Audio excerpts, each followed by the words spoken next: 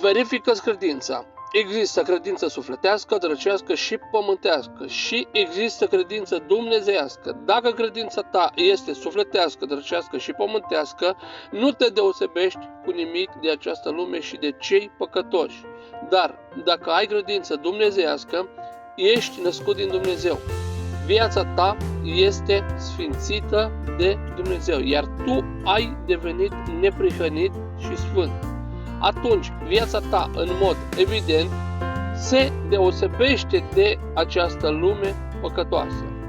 În fiecare zi te hrănești cu pâinea zilnică, adică cu revelația din cer și o împarți altor oameni. Căci dacă Dumnezeu te-a luminat, și tu luminezi calea oamenilor, ca și ei să-L cunoască pe Dumnezeul adevărat. Când ai credință dumnezeiască, ești partea a familiei sfinte a lui Dumnezeu. Și în fiecare zi ești în părtășie cu cei sfinți. Ești ucenicul lui Iisus Hristos și nu ucenicul acestei lumi blestemate.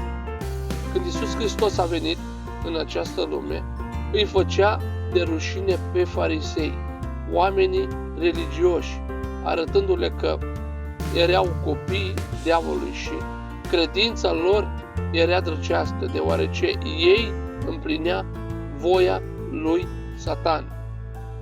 Oamenii, conducătorii, bisericile și credincioșii care susțin diavolul, moarte și iadul, care încep războaie, sunt cei cu credință demonică și satanică. Căci diavolul a venit ca să fure, să înjunghe, să prăpădească, dar Iisus a venit ca să dea viață și viață din belșug. Așa putem deosebi cine este cu Dumnezeu și cine este cu diavolul, cine este un satanist și cine este un credincios adevărat. Abonează-te și contactează Dumnezeu